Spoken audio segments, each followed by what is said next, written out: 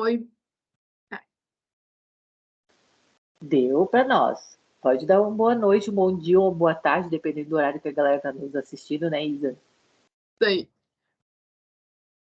Só um segundinho. Tem problema, eu vou fazendo aqui minha abertura, bem tranquilo. Então, gente, bom dia, boa tarde, boa noite, para quem está nos assistindo. O nosso ciclo de aulas abertas, a disciplina de tópicos especiais de mercado, Zoom, está na sua segunda edição. A gente já teve um ciclo de aulas abertas feitas durante a pandemia, que foi muito legal, e a gente retomou, então, esse projeto na disciplina de tópicos especiais de mercado 1, na segunda edição e com a segunda noite, porque sim, a gente tem aula noturna e sim, estamos no período da noite, mas não sei que horas vocês estão assistindo a gente. Queria primeiramente aqui agradecer a Isa, que é a nossa expositora da noite, e falar que a nossa primeira proposta desse semestre com a Amanda foi muito legal. Então, quem quiser assistir, já está lá no YouTube do curso de RP, né? Então, acessem o curso de RP, né? Enfim, as nossas redes, mas enfim, especificamente o curso de RP no YouTube, que lá, além de vocês assistirem às aulas abertas, vocês podem rever os conteúdos das semanas acadêmicas. A gente está com um projeto muito legal chamado Relate Prosa, que foi idealizado pela Cris, que está aqui nos assistindo hoje, e que a gente gravou com muito carinho algumas rodadas, e que amanhã a gente vai gravar a última proposta desse semestre, dessa primeira temporada. Não sei se terão outras temporadas, mas se tiver, será com muito carinho, porque eu acho que foi um projeto muito legal, assim, ficou muito bacana. E com certeza a gente que está ali gravando junto com a Cris, gostamos muito do que a gente fez e está lá também, né, no YouTube, assim como todos os outros materiais que vocês sabem que a gente capta e deixa ali como realmente algo para vocês acessarem, uma biblioteca virtual, né, dos nossos conteúdos. Então, hoje a Isa vai falar de gestão de crise, ela será a nossa, enfim, protagonista da noite, estarei aqui de backstage para ajudá-la no que ela precisar, e também farei alguma fala ou outra no momento oportuno, se der espaço, der tempo para que eu fale também. Então, sejam todos muito bem-vindos, Isa é contigo, fica à vontade e boa Poli. sorte. Boa noite, pessoal. Eu sou a Isa, estou no 7º período de Relações Públicas e desde que eu entrei na faculdade, gestão de crise é um dos meus temas favoritos. Sempre foi uma coisa que me despertou muita curiosidade na hora do vamos ver como as empresas reagiam, né? Então, Poli, não está aparecendo ainda com o compartilhamento de tela.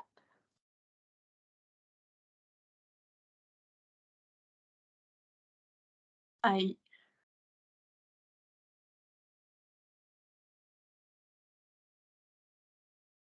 Aí. E eu vou falar um pouquinho sobre as perspectivas atuais da nossa era aí de ChatGPT e, e redes sociais para gerenciamento de crise, né?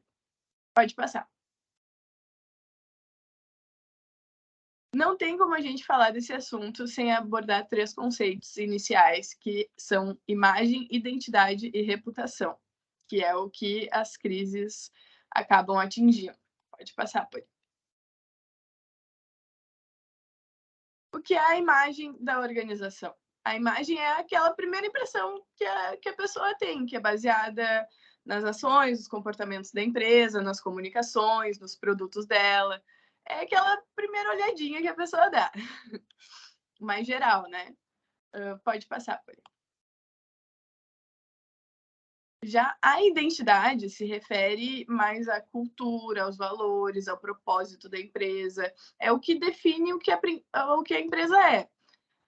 Para o Paul Argenti, que é um pesquisador da área, trata-se da manifestação visual da realidade conforme transmitida através do nome, da logomarca, do lema, dos produtos, serviços, instalações, materiais impressos que a empresa produz, uniformes e todas as outras peças que possam ser exibidas pela organização. Pode passar, Poli. E a reputação já refere-se à avaliação geral que o público tem sobre essa empresa, baseado na imagem e na identidade dela. E ela diferencia-se da imagem por ser construída ao longo do tempo. Então, a reputação é uma coisa que a empresa tem que ir conquistando aos poucos. Diferencia-se também da identidade por ser um produto tanto dos públicos internos quanto dos públicos internos. E a identidade é construída apenas por elementos internos. Então, vamos lá, porque o que é uma crise de imagem, né? Uma crise de imagem é quando acontece alguma coisa que pode gerar uma percepção negativa no público da empresa, que pode acabar prejudicando ali, tanto nas vendas, tanto na confiança que o público tem nessa empresa. É quando acontece um evento que dá errado ou um anúncio que não é bem visto. Isso acaba gerando uma crise de imagem. Pode passar. Então, onde a gente entende que começou a ser estudado isso? Na Europa, na América do Norte, a gestão de crises empresariais atua desde a década de 1970, passando para o estágio de implementação de comitês de crises. Então, foi por 1970, é um estudo bem recente, né? E cita como os pioneiros, os eventos principais nesses casos foram da empresa Exxon, que eu não sei falar, Exxon, talvez, e da Johnson Johnson com o comprimido Tylenol. E esses dois cases se diferenciam bastante porque um foi um exemplo positivo da gestão de crise e outro foi um exemplo negativo. Pode passar. A Exxon era um navio, era uma empresa, né, de petroleiros, que aconteceu que bateu lá nos negócios do Alasca, lá nas geleiras, e aí deu que 260 mil barris de petróleo ficaram espalhados no mar. E a empresa, ela não se comunicou rapidamente com o público, ela demorou 6 dias para emitir um comunicado explicando o que aconteceu. E quando emitiu esse comunicado, foi botando toda a culpa em cima do comandante, em vez de assumir a sua culpa como empresa, né, e abraçar e pensar em soluções, eles jogaram a culpa para cima do comandante. E até hoje, assim, a empresa perdeu muito valor de mercado porque ela não teve um tratamento bom para gerir essa crise, né? Não teve a preparação para gerir essa crise. Pode passar. Já a Johnson Johnson foi exatamente o contrário. Aconteceu um caso tão grave quanto que uma leva dos remédios do Tylenol saiu com contaminação e acabou que foi associada à venda do produto 7 mortes. Então, foi um case bem pesado. E apesar desse contexto caótico, a empresa saiu super bem, porque eles geriram muito bem esse momento. Então, o que eles fizeram? Pode passar.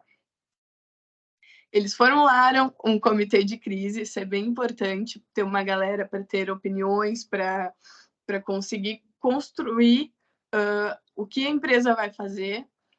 Eles divulgaram a informação de que se tratou de um ato criminoso, eles foram muito sinceros sobre o que aconteceu, e a sinceridade e transparência é sempre muito importante nesses momentos.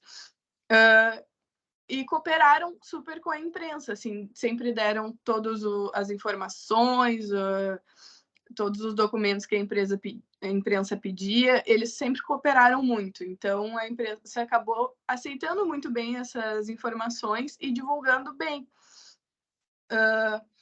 O setor de relações públicas da empresa preparou um super dossiê com 125 mil notícias positivas do medicamento. E o Tylenol acabou perdendo aí, com essa crise, 87% da participação no mercado. Porque nesses momentos, realmente, acaba que as pessoas param de consumir, o que acontece, dependendo da gravidade, né?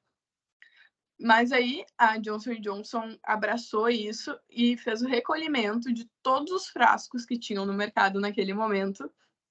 Teve um prejuízo de 50 milhões, mas assumiram a responsabilidade, recolheram tudo que tinha que recolher e pode passar.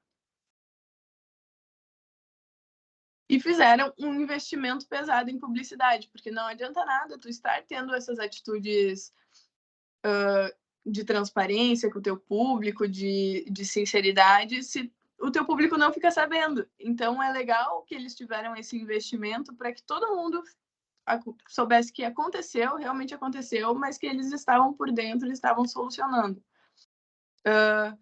A equipe técnica desenvolveu uma nova embalagem para o produto, triplamente selada, que mostrou que realmente eles estavam preocupados com solucionar, e reinseriram o produto no mercado, que mostrou que eles estavam confiando muito nessa nova solução. E em pouco tempo, eles recuperaram 65% daqueles 87% que tinham perdido de espaço no mercado. Pode passar. Então, analisando esse caso, o que a gente pode ver que contribuiu com o sucesso? Primeiro, foi a agilidade na tomada de decisões. No mesmo dia, a empresa já se organizou, já prestou comunicado. Teve uma comunicação eficiente. Isso é muito importante, ter relacionamento com a imprensa, para que eles te escutem, para que eles não botem a primeira coisa que vier de qualquer fonte e procurem ouvir a empresa antes de dar as informações, né? 3, a transparência, que é sempre muito importante a empresa ter transparência com o público, foco na credibilidade, principalmente quando é uma empresa de renome, também, mas em todos os casos, credibilidade é o que conta, né? A publicidade, que foi o que divulgou para o pessoal que as providências estavam sendo tomadas, a busca e a implementação da solução efetiva ali de consertar a embalagem, de fazer algo novo, e a confiança no produto, de trazer ele de volta para o mercado, mostrando, olha, pessoal, foi tudo resolvido, podem comprar de novo, que está tudo certo. Pode passar. Agora, trazendo um case nacional, um voo da Gol, que mostrou para gente que a reputação e a preparação fazem a diferença. Em 29/9/2006, esse case é meio antiguinho, pode passar. A Gol enfrentou essa crise, que foi quando eles perderam ali os sinais dos radares de um dos voos. Ocorreu um desastre, né? Perderam 149 passageiros. Só que, no meio dessa crise, o Baroni, que é o chefão lá, ele tinha preparado todo um dossiê, um manual, para justamente gerir crises, já prevendo tudo que poderia acontecer. Então, a decisão mais importante que ele teve que tomar ali no momento foi só seguir esse dossiê que ele já tinha pronto quando as coisas aconteceram. E o documento continha formulários, tinha comunicação, assim, tinha textos pré-definidos para ajudar, roteiros para entrevistas, então era um dossiê bem completo que ele produziu. Pode passar. É possível listar alguns pontos técnicos que foram importantes para a Gol conseguir enfrentar essa crise. E o primeiro é que a empresa tinha esse plano, né? Tinha a empresa preparada para atuar imediatamente, de acordo com o plano. De acordo com o Baroni, eles tinham até crachás diferenciados e parte dos uniformes pertencentes a comitê para eventuais crises. Eles mantêm sempre as aeronaves muito novas, com no máximo 7 anos, então é uma empresa que tem compromisso com ter o produto funcionando direitinho. E 3, o piloto era absolutamente experiente. Ele também já instruía outros pilotos, então mostrou que não foi um qualquer que a empresa contratou que ocasionou o acidente, né? Pode passar. Então, a conclusão técnica para esse para esse caso de gerenciamento de crise foi a preparação que basicamente todas as empresas podem seguir, que é definir um plano e uma equipe para caso aconteça uma crise, ter como gerir. 2, descobrir quais os pontos que a organização está sujeita.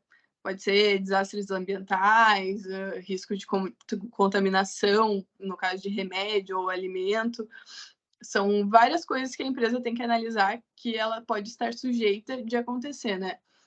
Elas podem analisar os potenciais riscos e reduzi-los. Por exemplo, a Gol mantinha os equipamentos sempre novos. Isso é importante, porque equipamentos velhos são mais sujeitos a dar problema.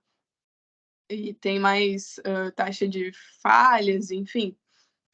E quarto, profissionais experientes, mostrando que quando se trata de vidas, principalmente, não se pode contratar qualquer pessoa.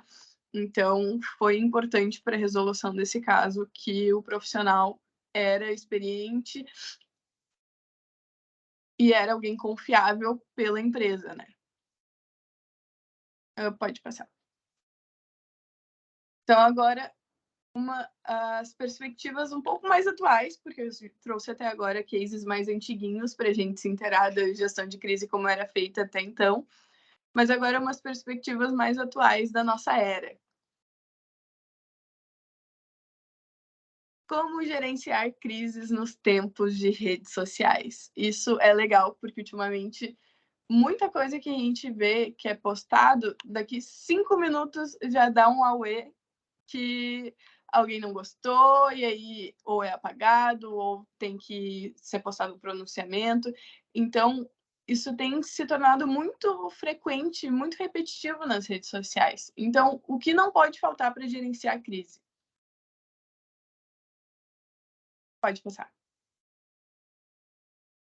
Um ponto importante é o monitoramento de tudo que acontece. Hoje em dia, a gente tem muita rede social para monitorar.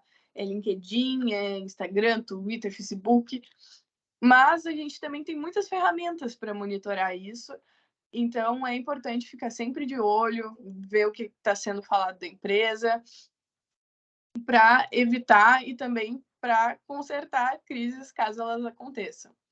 Também é importante cuidar os gatilhos de turbulência, saber como as coisas estão começando para te evitar que comece. Ou se já aconteceu, analisar como começou, o que gerou, para poder consertar da melhor forma possível, né? Pode passar. Analisar o sentimento, ver ali o que as pessoas estão falando da empresa, qual é o sentimento que a empresa está gerando nas pessoas. Isso já mantém a empresa preparada, assim, para saber se eles estão falando com carinho, eles estão irritados com alguma situação que está acontecendo. Isso também já gera um preparo. Responder com agilidade em todos os pontos de contato com o cliente, isso é bem importante, porque os clientes hoje em dia eles prezam muito pela agilidade, e se tu falta com resposta, muitas vezes a omissão pode ser entendida de uma forma muito negativa. Pode passar.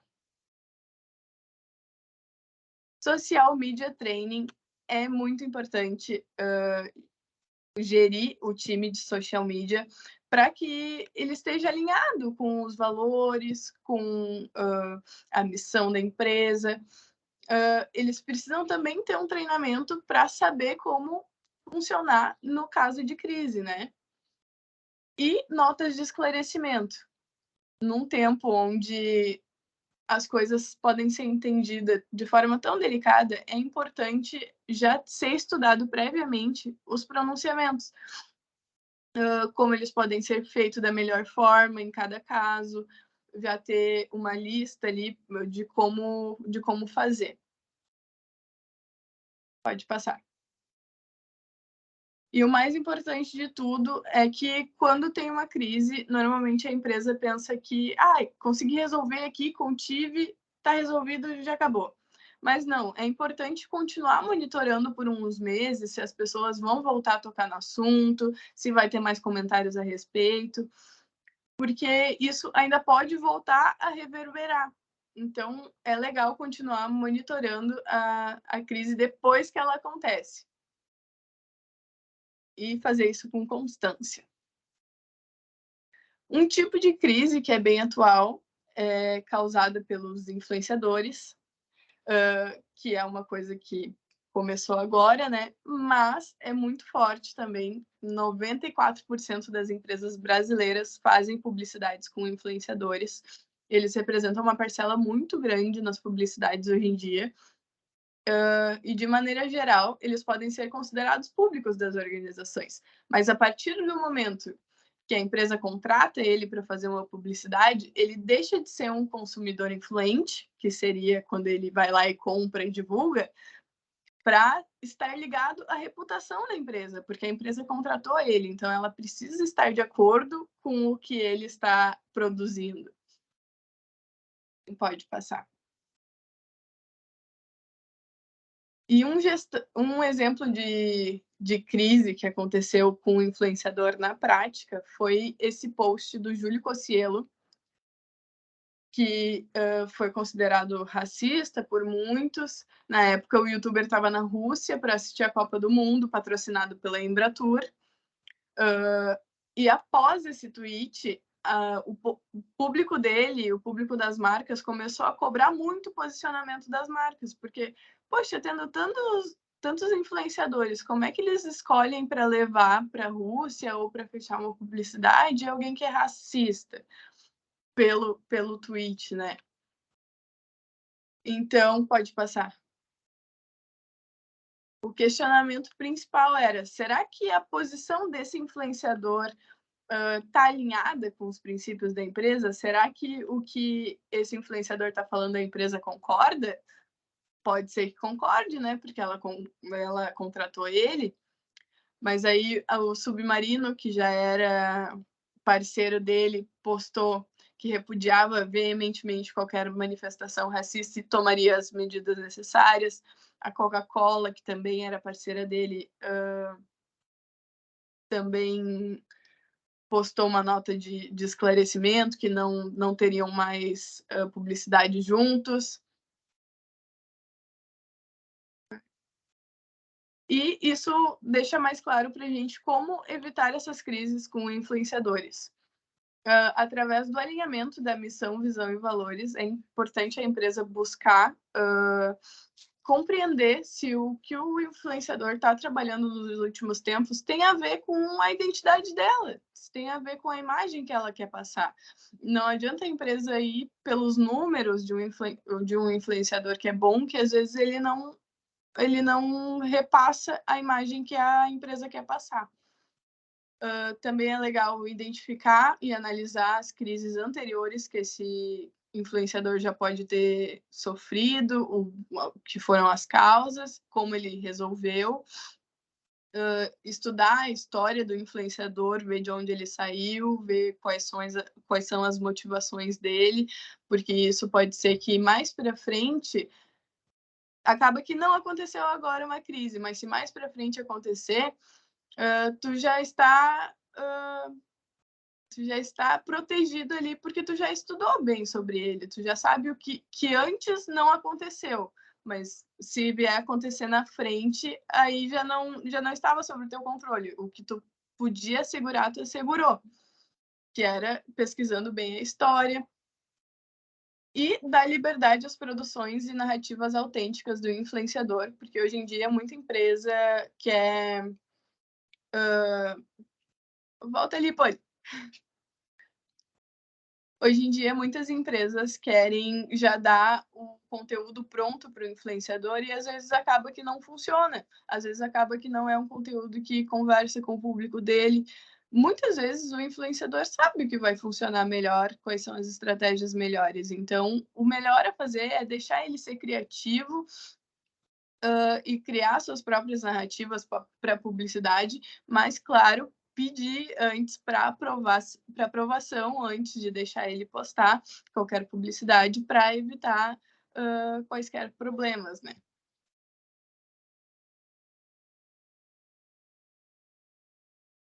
Profissionais de RP para gestão de crises em 2023. Então, o que precisa ter um profissional de RP para gerir crises em um mercado que está funcionando tão rapidamente? Pode passar, pô. A gente precisa ter visão multimídia, que tanto é falado, né? A gente precisa estar de olho em todos os canais, precisa ser guiado por dados, como a gente teve uma palestra recentemente de Data Analytics, é sobre isso, ser guiado muito pelos dados, ter certeza do que fazer, dos próximos passos, ter a habilidade de perceber tendências. Por si só, comunicadores que somos, a gente já é muito ligado em buscar novidades, em estar por dentro do que está acontecendo. Então, a habilidade de perceber tendências e trazer para o mercado é uma característica do RP em 2023. Ter uma atuação analítica que vai contribuir para o desenvolvimento da empresa no geral. E uma mentalidade tecnológica. Poxa, se a gente tem tantos atributos, tem chat GPT, tem várias ferramentas de monitoramento, de métricas, de dados. Por que não usar, né? Então, eu acho que ficou por aí. Poli, tu vai ter que contribuir comigo com a finaleira. Eu tenho mais alguns cases para falar que eu acabei não colocando porque eu achei que ia ficar muita coisa, mas falei rápido. Por exemplo, da GK, que é uma influenciadora, que recentemente aconteceu que a Balenciaga, né, fez aquele desfile com itens que foi super julgado assim pelo público, de sexualidade infantil, né?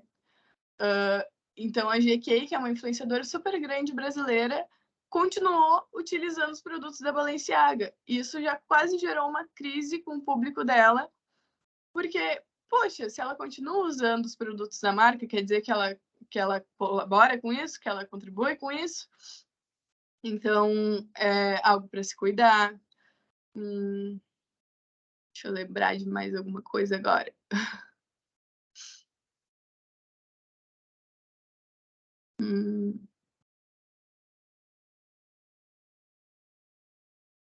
Gente, se vocês lembrarem de algum caso. Caso tenha um monte, eu acho que eu vou pegar essa tua deixa, na verdade, e fazer uma contraposição aí, né, em relação à tua apresentação. Também trazendo uma apresentação com perspectiva mais geral, assim, porque a tua apresentação tu começou, que foi um pouco também o que a Amanda fez na semana passada, que eu acho bem legal, assim, que foi bem didático. Começou trazendo um pouco a origem, né? Depois tu trouxe ali as definições, tu trouxe, enfim, o que fazer, o que não fazer, características, as funções de ser um gestor de crise, né, de antecipação, trouxe cases, e aí tu veio de cases mais antigos até o case ali do Conselho, que foi na época da Copa, não da última, da penúltima Copa, né, ali, e agora veio um pouco com o case ali da GK, enfim, que talvez a gente possa explorar mais enfim, essa crise ali, né? Porque foi algo que aconteceu ali o ano passado, eu acho, não sei se foi o ano passado ou foi esse Foi ano, ano passado mesmo. né? Foi o ano passado, então. E aí ela é uma influenciadora que gosta, enfim, de marcas de luxo e é uma consumidora da Balenciaga, inclusive, enfim, com consumos específicos, né, ali de produtos da marca. E aí ela se pronunciou sobre a marca quando a Grife fez uma campanha onde tinha menores, né, com roupas ali que tinham alusões um Isso. pouco sexualizadas, etc. Eu acho bem pesado isso. Eu realmente não sei nem como essa campanha foi pro ar. É um Quem deixa pouco, né? é um pouco assim impensável de ficar imaginando que esse tipo de campanha ainda vai pro ar, assim, que ninguém se ligou nisso. Mas enfim, né? Aconteceu e já foi ali. Mas que eu acho que ela não, eu acho que de fato ela não foi afetada por isso, porque isso é uma crise que não foi dela especificamente, foi uma crise de uma marca que ela consome, mas também não é uma marca que é parceira dela, não é. Ela, na verdade, ganha muitas coisas de marcas de luxo, né? É convidada para desfiles, enfim, faz algumas parcerias, mas ela não é, enfim, patrocinada de fato por grandes marcas de luxo, de moda. Então, eu acho que isso não chega a ser algo que foi, né? E que impactou, né, quem Não ela é, assim. Então, nela, mas nos mostra o quanto o público está cada vez mais crítico, né? Mesmo não sendo nada envolvido com ela, eles cobraram um posicionamento dela por continuar consumindo. Então, cada vez mais as pessoas têm que estar espertas no que elas consomem, porque também representa muito do que elas gostam, do que elas são. mas eu concordo 100% assim, que sim, ela tinha que ter posicionamento, e sim, as pessoas cobram hoje e vão continuar cobrando, e talvez tenha que cobrar mesmo, porque eu acho que faz parte, né, desse processo, assim, se tu é influenciador, tu tá no jogo, tu tem que aprender a jogar, e tu tá ali, e tu vai ser cobrado, hora, né, vão te cobrar e vão te colocar em situações específicas. A gente teve o Rodrigo Hilbert, que aí é um cara super do bem, mas mesmo assim, às vezes ele passa por situações um pouco constrangedoras, às vezes por comentários.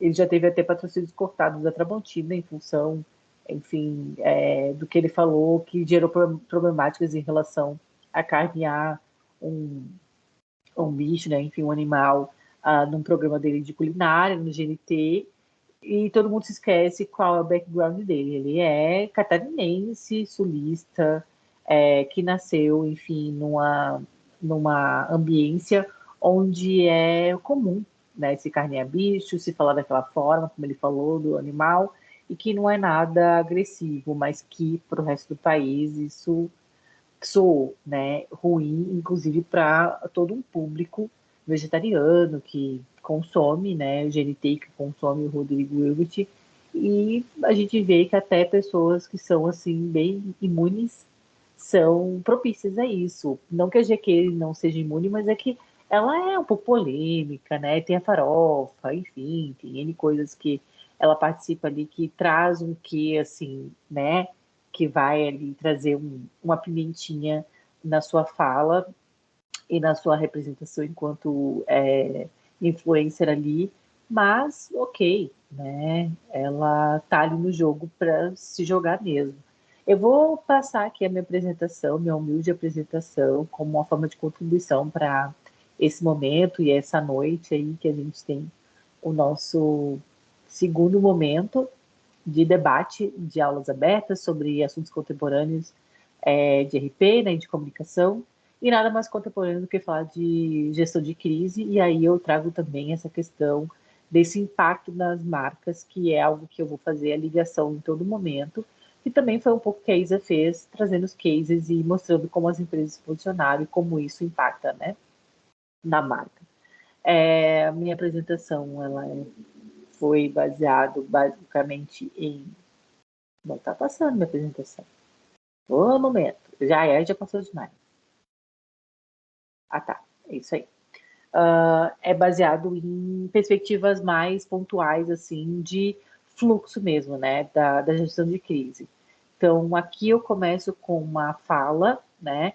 Que fala que o risco ele não precisa ser temido, e sim algo que pode ser administrado, né? Ou tornou-se ele tá com um erro. Acabei de ver aqui da própria digitação, mas perdão, já começou aí com uma crise, brincadeira. Enfim, eu acho que sim, o risco ele é sempre iminente para mim. Afinal de contas, uma marca hoje ela está sempre sendo olhada e olhando, e em função disso ela está com risco iminente de sofrer algo que vai impactar, enfim, na sua imagem, né, na sua reputação. O que é mais importante é pensar nessa gestão de crise, pensando desde a pré-crise mesmo, como prevenção. É algo que a Isa falou e que eu acho bem importante ela ter pontuado, foi em relação ao comitê, né? Um comitê de gestão de crise que pensa em prévias, que pensa em manuais, né, de crise, de gestão de crise, pensa em compliance, pensa em logísticas que são extremamente importantes para a marca e que são de prevenção de uma crise, né? que é algo que deve acontecer de rotina. Então, esse comitê, ele pode ser montado e instituído por pessoas que trabalham na organização de diferentes setores e que elas eventualmente se reúnem mesmo se não há uma crise. Eu acho que isso é o mais saudável e é o cenário ideal. É o que acontece? Não. É o que as empresas compram a ideia? Não. Mas a gente, como relações públicas, tem o direito e o dever de continuar levantando essa bandeira, porque é o que a gente acredita, e eu humildemente trago um pouco minha contribuição, mesmo sabendo que, na verdade, se a gente fosse falar em gestão de crise de uma forma com uma qualidade de 100%, a gente teria a professora Nadege aqui com a gente, que é professora do curso e que tem aí uma expertise enorme em questão de gestão de crise e que eu tenho aí o meu respeito em relação, principalmente, a esse assunto quando se trata dela, né, na instituição aqui na Unicinos. Então, de fato, estou pedindo uma licença poética aqui para falar, né? Mas a prevenção, ela é um fator determinante. Se a gente fosse tentar comparar a área da comunicação, mais especificamente a área da RT, a uma área da saúde, né? A saúde, ela é importantíssima se for preventiva. E em relações públicas é importantíssima se ela for feita de forma preventiva na instituição. Desde o momento em que se cria um plano de comunicação, a crise ela tem que estar ali, né? A gestão dela tem que estar ali, né? Então, desde o momento em que tu pensa quais são os objetivos da empresa, né? Qual a sua metodologia de trabalho, quais os seus valores, a sua missão, o que elas pretende para fazer, quais são as ações e os projetos que vão ser desenvolvidos em termos de comunicação, o que se entende como público interno, quais são os seus públicos externos, né? O que a gente está observando ali enquanto cenário interno e externo da organização. E aí, nesse diagnóstico, a gente pode já começar a pensar nessa prevenção de crise, e ela ser levada em consideração em todos os momentos, em todas as esferas da organização, e principalmente por um comitê, né? Comitê esse que não tem que ter só profissionais da comunicação e de RP. Pelo contrário, tem que ter controladoria, né? Tem que ter compliance, se não tiver compliance na empresa, tem que ter alguém da área do direito para saber as leis e saber o risco de uma maneira muito mais efetiva e eficiente do que a gente de comunicação, porque a gente não tem essa expertise e a gente tem que dar, de fato, essa expertise a quem é de direito, né, e merece e está capacitado para isso. Então, trazer alguém da área do direito, trazer alguém da área da controladoria, trazer a gestão para junto, para que a gente tenha ali um comitê de prevenção, pensando operacionalmente como algo de rotina. Depois, a gente tem ali um processo onde a crise se estabelece, e aí sim eu estou no momento em que eu entendi que, ok, tenho que fazer contenção dessa crise e isolar essa crise. Para isso, eu tenho que fazer uma resposta ao que aconteceu de uma maneira rápida, então, de minutos a horas. A gente viu ali nos cases que a Isa apontou que a marca se demorou para se posicionar. E isso eu acho que é fundamental na hora de uma crise, né? E isso determina muito o andamento e o tom de como uma crise vai ou não se estabelecer. Então, o incidente ele tem que ter uma resposta. Não quer dizer que trazendo essa resposta seja o início, meio e fim dessa gestão de crise. Pelo contrário, né? Eu acho que não se encerra com comunicado as coisas. Muitas vezes se inicia com comunicado, ou inicia-se com a empresa trazendo uma resposta ou agindo de uma maneira mais rápida possível naquilo que aconteceu. Depois vão ter os procedimentos de contingência, né, de continuidade àquela resposta à crise, que pode durar semanas ou meses, dependendo do tamanho disso, por exemplo. Então, a gente viu ali acidentes aéreos, que a Isa apontou, a gente viu ali o caso de Tilenol. São casos onde, de fato, a gente tem meses envolvidos, inclusive, às vezes, anos, né? onde tem ali todo um trabalho de contingência, né, e de contenção dessa crise, para que a crise ela vá amornando e entre no processo de recuperação, que é ali a última etapa dessa crise, que é praticamente a pós-crise, que eu digo, né? E isso tem que ser um processo contínuo, porque a marca ela tem que estar sempre se estabelecendo após uma grande crise, porque não é depois que a ferida se cura e tu tira o band-aid que a coisa se resolve, né? Ficou uma cicatriz, essa cicatriz ela precisa estar ali sendo lembrada, não sendo lembrada, mas sendo respeitada, né? Como história da organização e ter ali aquilo como um ponto sempre de cuidado. A gente vê grandes marcas aqui no Brasil que passam por esse processo e que a empresa deve estar sempre se cuidando. A Vale do Rio Doce, né, que não é mais Vale do Rio Doce, é a empresa Vale, que a gente sabe que aconteceram problemas seríssimos ambientais e problemas graves com perdas humanas irreparáveis, né, com acidentes que aconteceram nas suas instâncias em Minas Gerais, em função de uma má gestão ali, né, das minerações que aconteceram naquelas regiões. E passados os anos, não quer dizer que a população esqueceu. Existem pessoas que ainda não têm casa para morar, tem corpos que nunca foram achados e as pessoas não enterraram seus entes queridos, não fizeram o último ritual, né? Que a gente tem como importante para o luto aqui no Brasil, que é enterrar o seu morto. E isso ainda depois de algum tempo já passado, de Sobradinho, por exemplo, né? E essa cicatriz está aberta ainda na empresa, né? E isso é um procedimento aí que vai durar bons anos. Para isso, existe uma prática e uma metodologia no plano, né, de gestão de crise que passa aí por 5 pilares. A gente tem plano de comunicação, ou perdão, o plano da organização, né? O plano geral, o planejamento estratégico. E aí, dentro desse processo de planejamento estratégico, a gente tem os métodos e as medidas para lidar com a crise, a proteção ao patrimônio, a exatidão e fidedignidade, que é algo que a gente RT cuida com muito carinho, em relação à verdade, né? Para que a gente não esconda a verdade, que ela apareça e que a gente encare, né? A eficiência operacional. Pois é, isso aí. Perfeito. A eficiência operacional, não adianta tu ser transparente, né, tu ser sincero, tu ser exato, mas tu demorar, ser moroso. Já passou o time.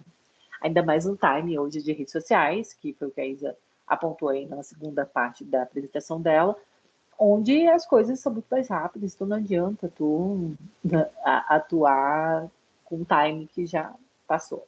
E políticas administrativas que devem ser muito pensadas, não só por políticas administrativas internas, né? Via de regra, eu falei da controladoria e da área do direito, que deve ser uma área muito parceira da gestão de crise, mas a gente tem que pensar muito nas políticas, inclusive do direito, né? E aí eu não falo do direito civil, nem do direito da internet, nem nada, porque não se sabe, né?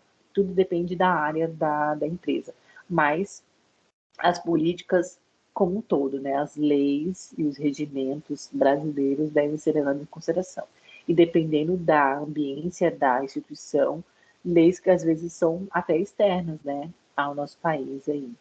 Se for, por exemplo, algo que esteja acontecendo com o meio ambiente, seja algo que esteja acontecendo em terras que são preservadas da Amazônia, e a gente estiver falando de pessoas que não são brasileiras e que estejam incidindo sobre essa terra, a gente tem uma legislação que não pega só uma lei ambiental, né? A gente pega outras leis e muitas vezes até leis que ultrapassam a lei brasileira, porque a gente está falando de uma localidade que tem uma preservação e tem toda uma logística, enfim, né, e uma retórica mundial. Então, a gente também tem que pensar, dependendo do contexto, que a política ela passa por procedimentos e propostas para além da nossa política nacional, né? para pensar na preservação da reputação, que é algo que a crise está tentando e tenta a todo momento amparar, né? A gente vem de novo com esse discurso. Primeiro prevenir, depois se preparar, né, para observar o que vai ser feito quando a crise se estabelecer ou quando ela se estabeleceu, fazer resposta, e a resposta para mim tem vermelho e eu acho super adequado, porque é um ponto de atenção muitíssimo importante. A forma como a empresa se coloca é que vai ditar o tom, né, de como essa crise ela vai escalar, se ela vai ascender ou não, né? E também trazer o processo aí de recuperação para que tudo seja normalizado o quanto antes. E aqui eu trago um framework da gestão de crise, que é a estruturação da gestão de crise, para ver um modelo na organização onde vão ter regras, hierarquias, objetivos, manuais, e tudo que for necessário para que uma gestão ocorra quando, né, tem crise. Processo de operacionalização, então também ver quais são os processos, ajustes nos modelos, ver tudo que é necessário, que precisa viabilizar quando uma crise se estabelecer. A questão estratégica é indiscutível também. O time, né, de como isso vai acontecer, quais são as equipes que vão ser delegadas, as competências e as atuações que as pessoas vão desenvolver, e as ferramentas também que vão ser utilizadas para cada crise. Um comitê de crise pode ir pensando, inclusive, em áreas específicas onde a crise pode ocorrer e pensar depois nos impactos gerais disso. Eu acho que, talvez, quando a gente fala em comitê de crise, muitas pessoas não tenham noção do desdobramento que essa gestão de crise, na verdade, precisa.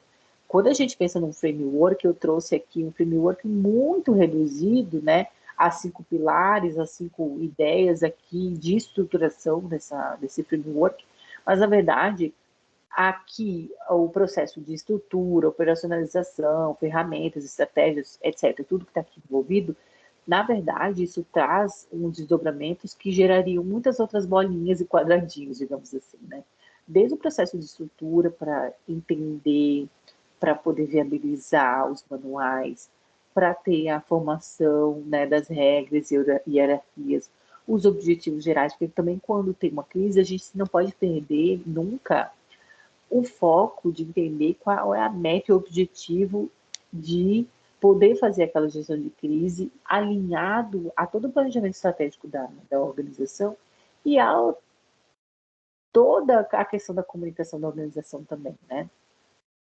Outra questão é o time, né? Então, entender quem vai responder e quando vai ser respondido. Não é na hora que aconteceu a crise começar a levantar as pessoas. Não, isso já deve estar desenhado previamente, para que tenha um acordo, né? Onde todo mundo tem o seu espaço, onde todo mundo tem a sua atuação, todo mundo sabe o seu lugar.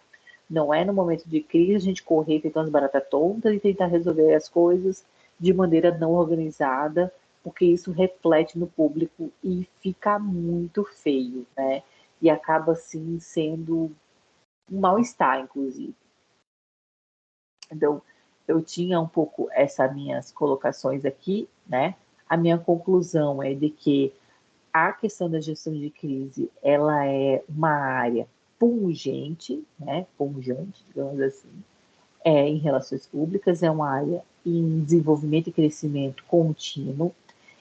Eu, particularmente, acredito que seja uma área onde as pessoas não têm a noção da importância, né, e da necessidade de atuação. Eu vejo que fica muito negligenciado, muitas vezes, pelas marcas, né, pelas empresas e pelos gestores, porque eles entendem que, nossa, a gente está operacionalizando tão bem, está tudo certo, a gente não precisa de um comitê de crise.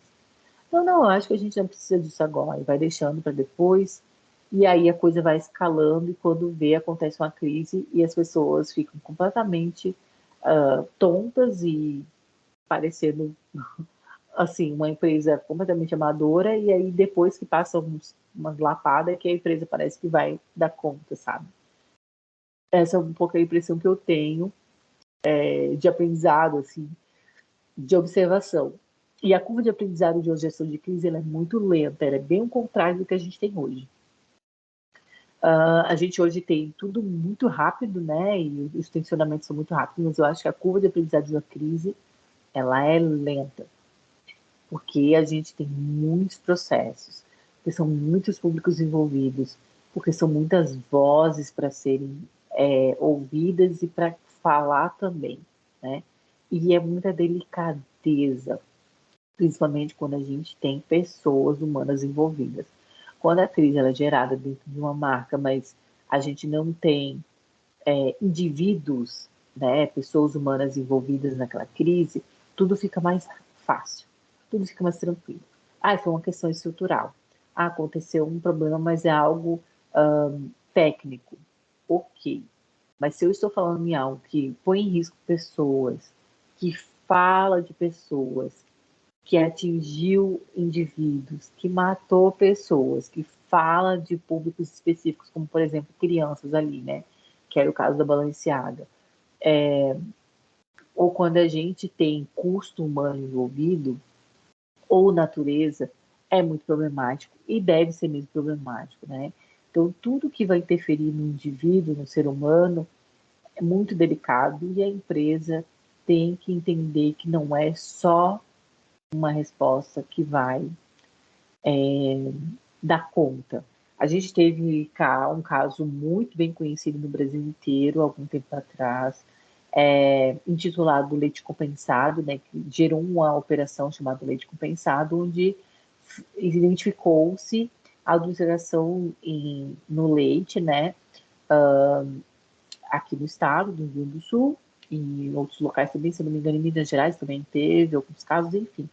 Eu não vou me lembrar os focos de atenção, mas aqui especificamente no Rio Grande do Sul isso foi bem destacado.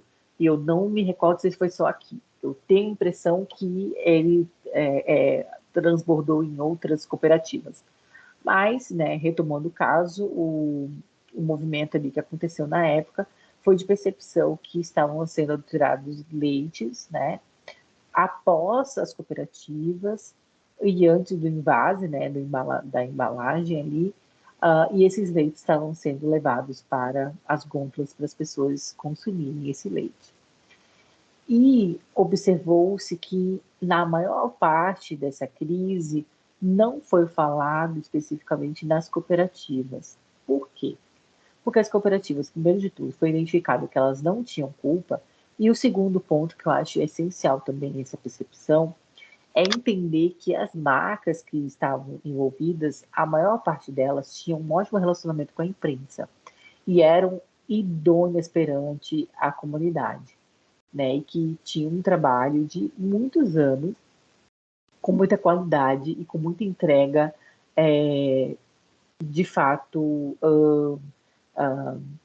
bem vista, né, socialmente, e que a marca não tinha tido nenhuma crise, a reputação é impecável. Então, as marcas elas não foram demonizadas naquele determinado momento, e até hoje as marcas elas não passaram por mancha, né, no seu nome. Por quê? Porque apesar de a gente ter visto problemas, a identificação foi em foco específico em pessoas que não necessariamente estavam dentro dessas cooperativas ou que não necessariamente estavam dentro dessas marcas e não se sabia, nessas marcas não tinham conhecimento do que estava acontecendo ali.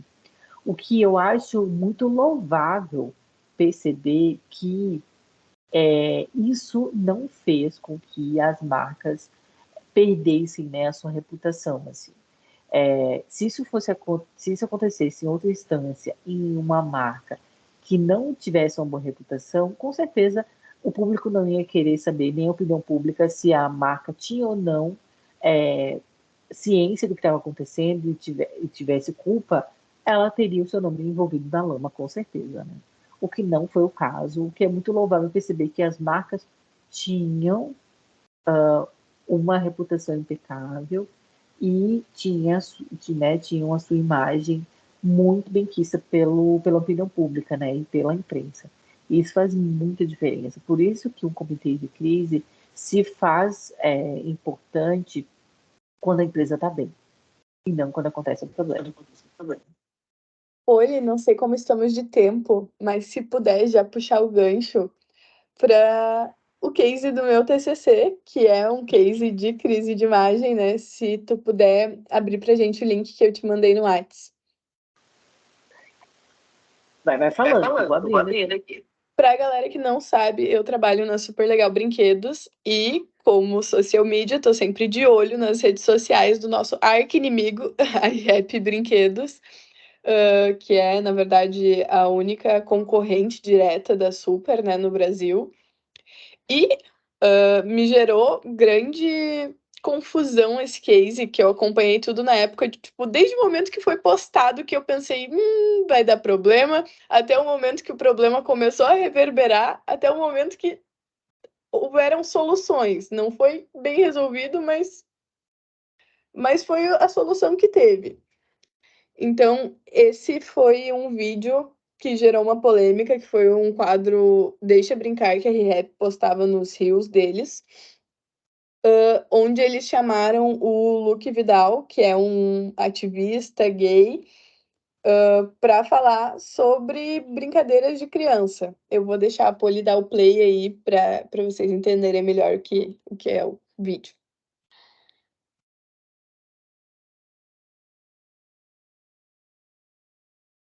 Não dá para ouvir.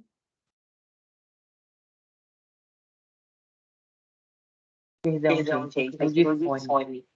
Ah.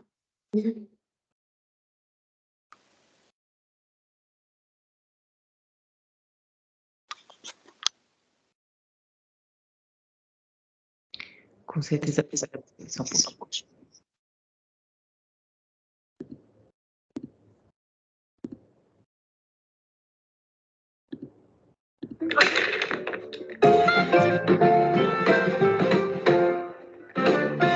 Ele é uma referência da comunidade LGBTQIAP+, cantor, influenciador e pai de uma criança que parece mais um desenho da Disney de tão fofo. Cheguei! E a minha produção separou uma coisinha pra você. Tá zoando. Meu Deus do céu, me remeteu toda a minha infância agora. Queria saber aqui, fala pra galera, ó, como você lida com as escolhas do seu filho, Cauãzinho, na hora de brincar?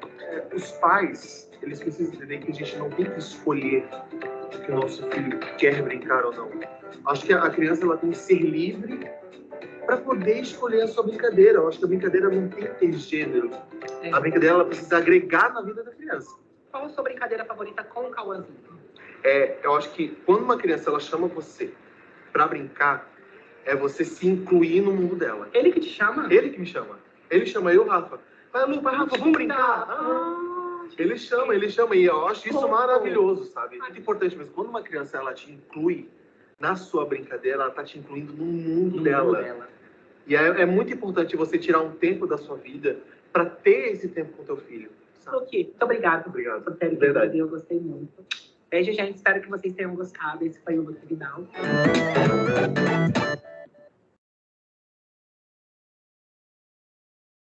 Aí, olhando, Poli, tu teve alguma ideia da problematização do vídeo?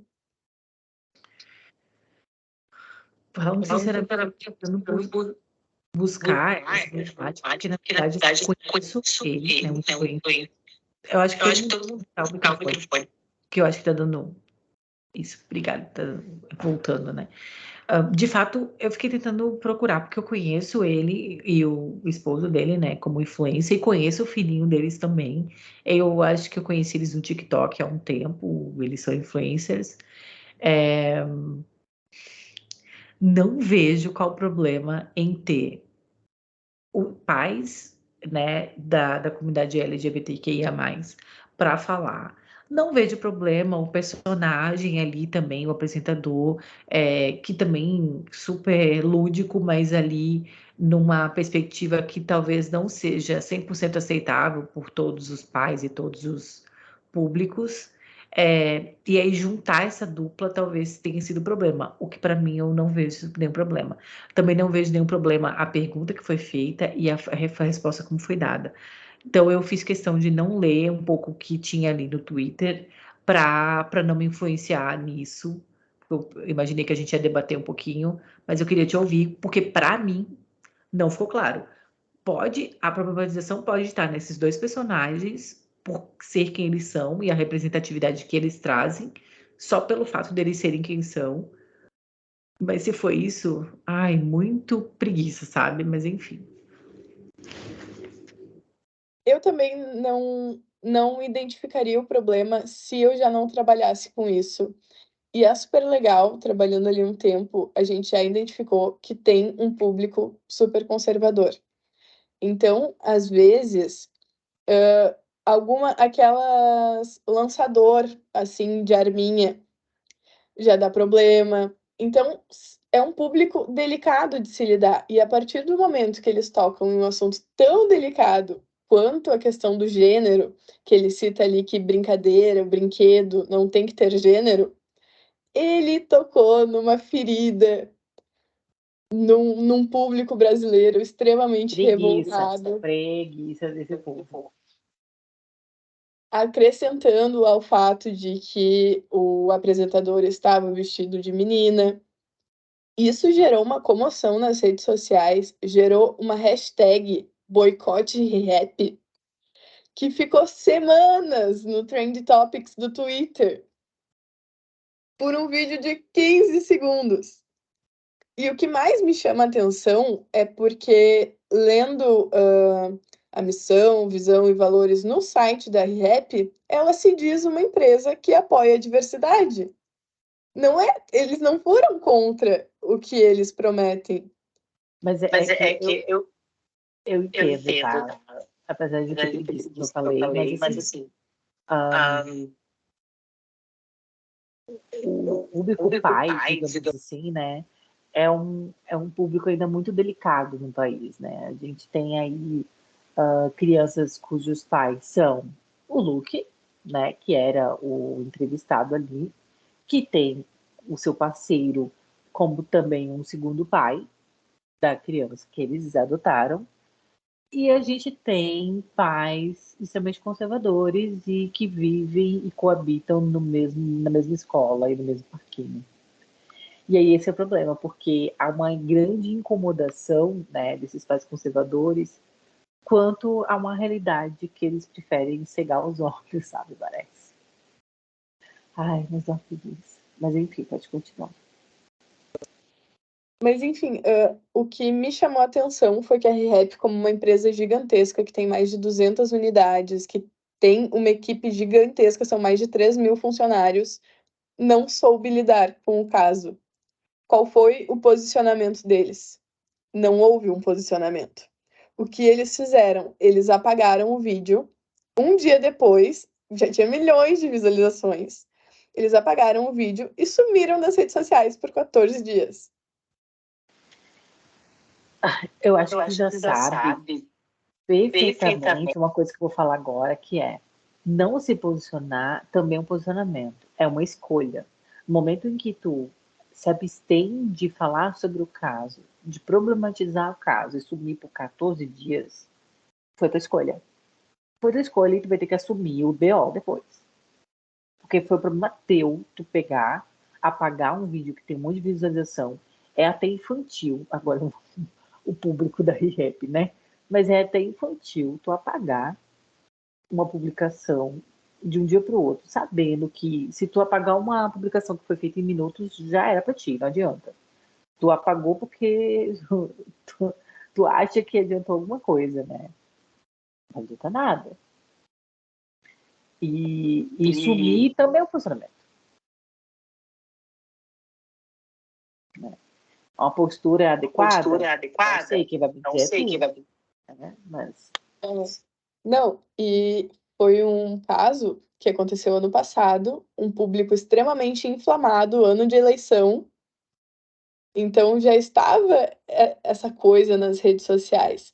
E foi algo que foi tão marcante de não ter ocorrido um posicionamento que tu entra hoje em dia, depois de um ano, mais de um ano, nas redes sociais da ReHap, no Instagram, tu vai entrar num post que tem mais comentários e tu vai ver alguém comentando boicote ReHap. Ou nossas crianças não compram mais aí, alguma coisa xingando a marca. Porque até hoje eles nunca prestaram esclarecimentos. Uma empresa desse porte, né? Não teve um RP para avisar. Mas é complicado. Mas eu acho assim, primeiro de tudo, se tu é uma empresa para criança e tu não está preparada para lidar com a diversidade, não lide.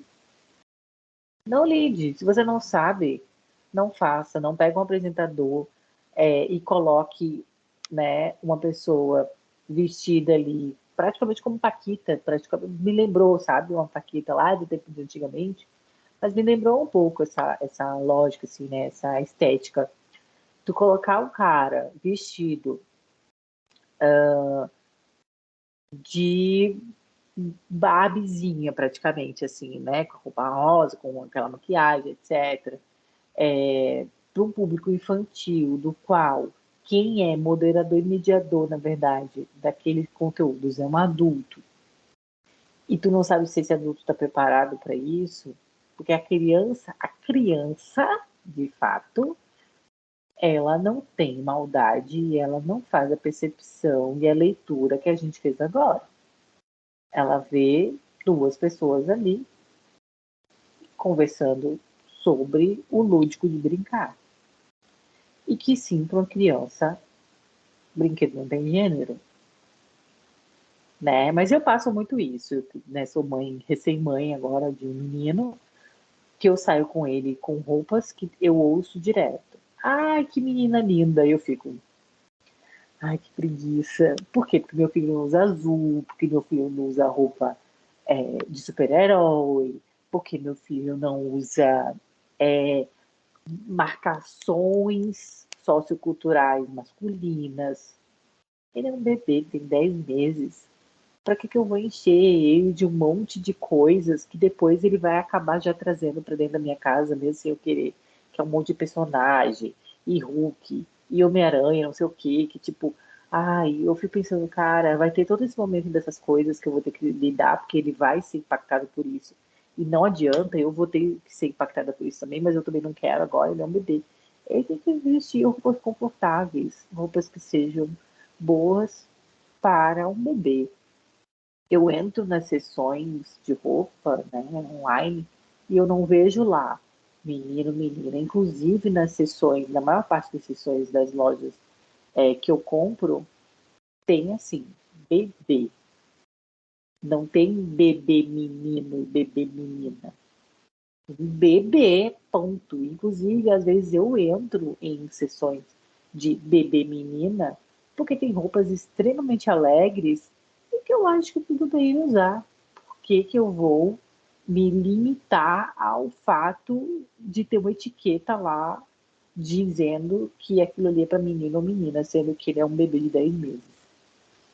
Mas muitas vezes, é porque, cara, outro dia eu tava conversando isso até com uns colegas assim, de trabalho esses dias. Eu disse, cara, um dia eu levei ele. Era um moletom grafitado, bem coloridão, uma calça cinza, bem normal, e uma meia colorida. Eu adoro botar meias super coloridas nele, assim.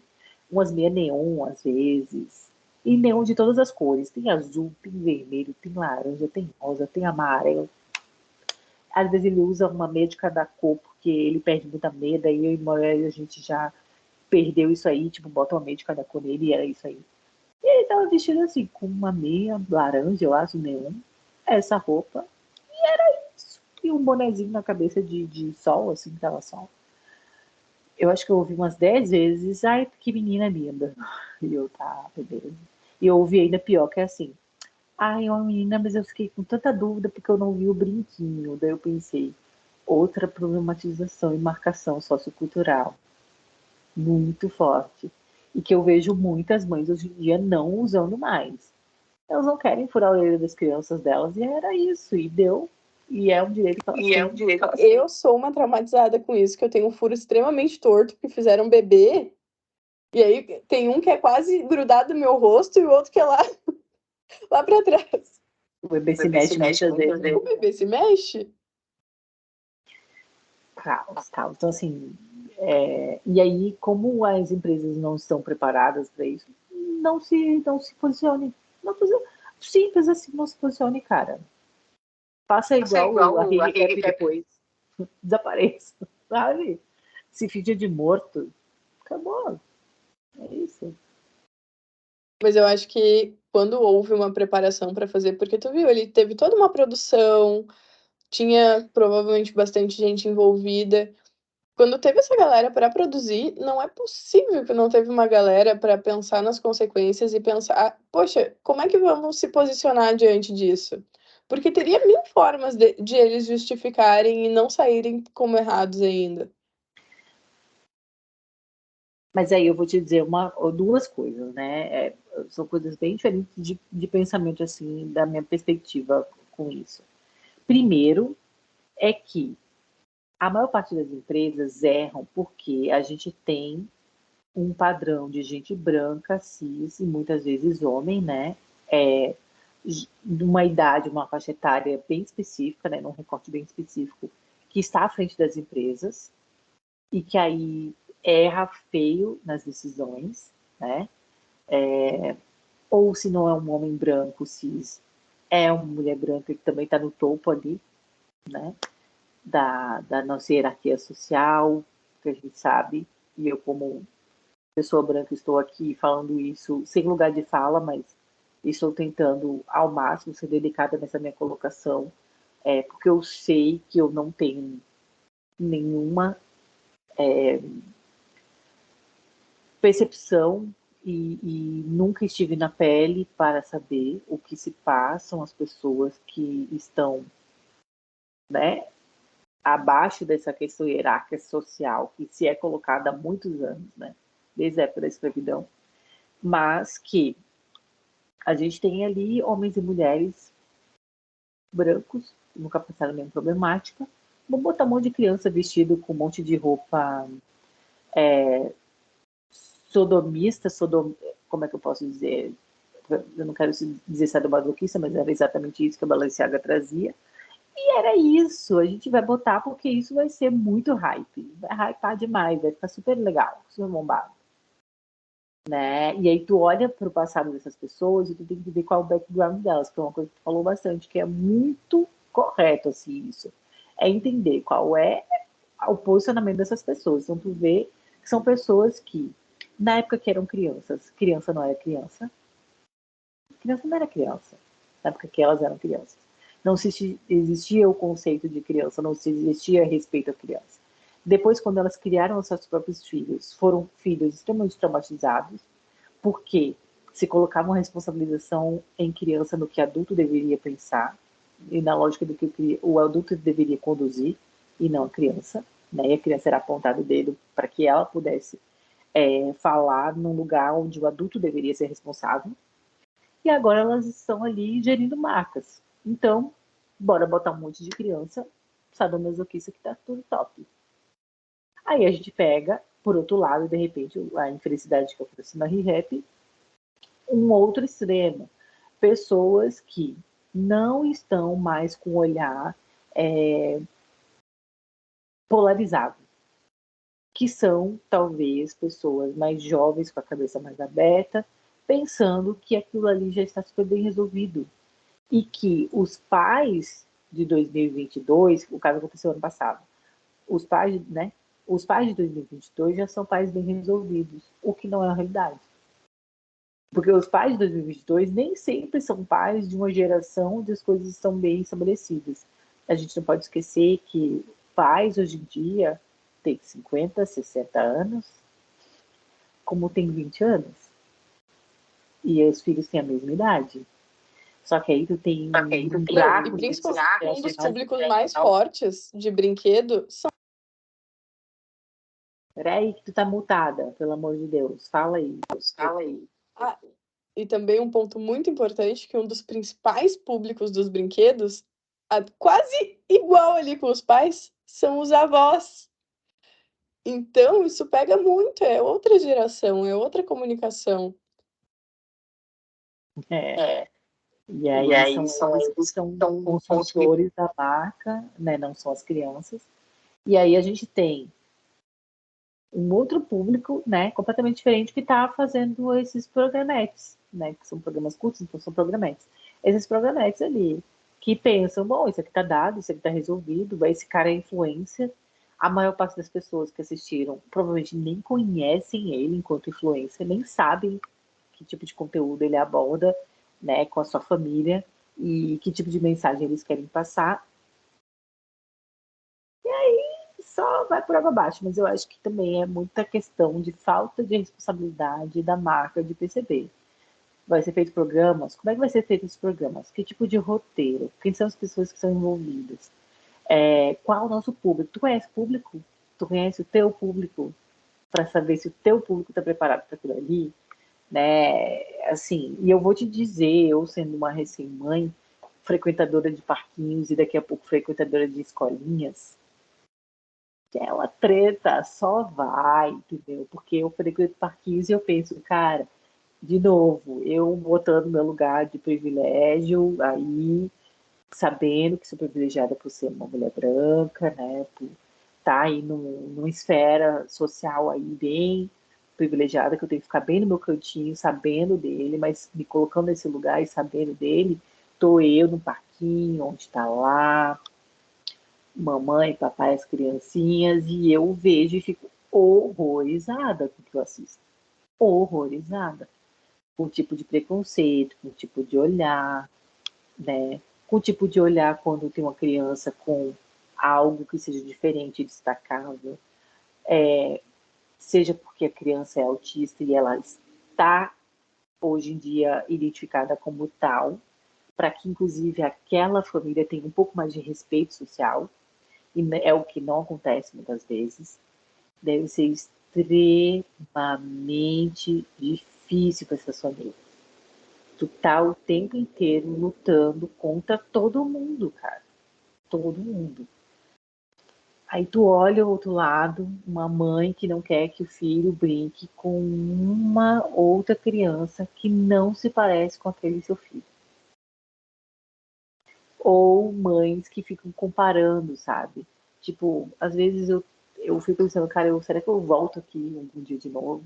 Porque tem momentos que eu olho e penso, cara, as mulheres estão comparando uma madeira, estão comparando quem amamentou mais, comparando se seu filho já engatinha ou não engatinha. Gente, eu não tenho condições de ficar pensando nisso. Mas ao Vira mesmo uma tempo competição, né? e ao mesmo tempo eu penso, isso é uma pontinha do iceberg social, mas eu tenho que encarar por quê? Porque meu filho vai estar em escola com pais assim. E é o meu dever educar ele para que ele saiba conviver com esse tipo de gente. E sabendo que eu não vou conseguir fugir disso. Porque não adianta eu mudar de parquinho. Entendeu? A gente está falando de uma esfera de uma bolha bem pequena aqui, a gente está trazendo esse case, mas se fosse outro case, a gente iria para outros patamares, né? E eu estou trazendo relatos pessoais porque faz parte desse ciclo, dessa conversa do case. Mas é isso, cara. O resumo do resumo é o que a gente vivencia no Brasil. Polarização, era também ano eleitoral, como tu pontuou, isso é muito problemático. A gente ainda tem um ano, agora de 2023, onde tem uma polarização ainda muito grande. Eu estava falando isso em aula ontem, numa disciplina que eu tenho, que as pessoas até se surpreenderam. Eu disse, gente, sim, eu moro entre dois parques de Porto Alegre, onde é muito recorte assim, social, assim. Um parque de esquerda, o outro parque de direita, e tu vê assim.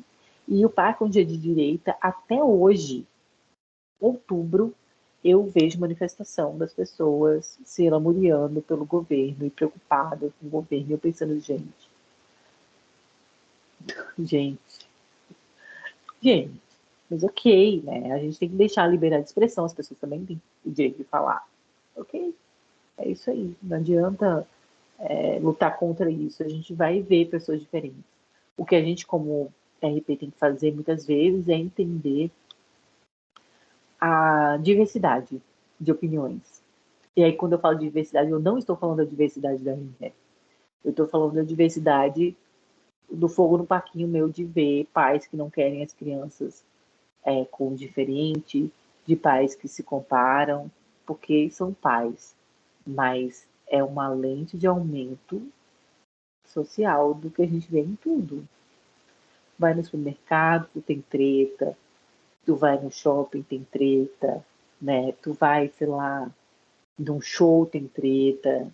Tem coisas que são geracionais, outras são de cunho social, outras são de recorte político, outras são de lógica cultural e por aí vai.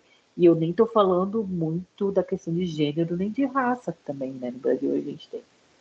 Então, a gestão de crise está aí para a gente lidar com isso e ter muito cuidado e delicadeza em tudo que a gente for fazer, porque é isso, essa lente de aumento que as pessoas não tiveram para fazer a campanha da RF ou para observar outras campanhas que a gente trouxe aqui, isso acontece porque não tem alguém da comunicação olhando de fato aquilo ali. O pessoal vai lá, não tem um RP dentro da empresa, às vezes não tem estabelecido um setor de comunicação, aí tu terceiriza isso, fala com o marketing, junta todo mundo, monta ali, né, uma campanha específica e quando vê, absurdos vão para a rede. Aí tu vê ali uma marca mundialmente conhecida fazendo campanhas com criança, gente, sabe, assim, a marca, gente, é porque a Balenciaga tem muito dinheiro, porque, sinceramente, era para a marca ter falido. Por muito menos as marcas falem, assim. Porque tu tem uma coisa com o público, que tu tá lidando aí com questões sexuais que envolvem tantas coisas que estão ali no meio, né? Tu envolve pedofilia, tu envolve a própria, né, enfim, fere o direito humano e os direitos da criança e do adolescente, que aqui no Brasil tem o nome de ECA, mas com certeza no mundo tem outro nome ali, se a gente entra dentro da Organização Mundial, a Organização Mundial de Saúde, se entra na ONU, com certeza deve ter algum estatuto de criança específico, e aí tem aí as violações desse estatuto. A marca tinha se ferrado, mas aí a marca tem dinheiro, né, gente? Também tem isso. A gente tem que ver que ainda é um medidor fortíssimo da crise. Né? Tilenol, 65 milhões, não é nada para ela. Porque Tilenol não vende só Tilenol. O Tilenol, a Johnson Johnson não vende Tilenol. A Johnson Johnson, gente, ela é dona da metade das coisas que a gente consome dentro da nossa casa. De vários segmentos. Não é só alimentício, né? Não é só de medicamento. É de um monte de coisa. A Procter Gamble também é outra marca, assim, onde a gente levanta um produto industrializado da nossa casa. Tem uma marca dessas. Assim. É muito dinheiro, né? Também tem isso. Se é uma marca simples, o buraco é mais embaixo. Vou parar de falar porque a gente já passou muito mais de 1h30. Daqui a pouco essa aula aberta fica enorme. E a gente, né? Mas foi muito legal abordar assuntos. Eu acho que é sempre muito divertido falar de gestão de crise, principalmente porque todo mundo tem uma perspectiva diferente, né? E cada empresa tem uma abordagem. Mas te corrigindo, eu não acho divertido, não. Eu acho bem complicado, porque é muito delicado, né? Por mais que a gente pense em prevenção de crise, é delicado, ainda mais porque a maior parte das marcas trabalham com pessoas e são seres humanos, é como eu disse, a gente está lidando com pessoas, a gente não sabe o que se passa na cabeça de cada um, quais são as experiências de cada um, onde toca em cada um, ou quais são os sofrimentos de cada um.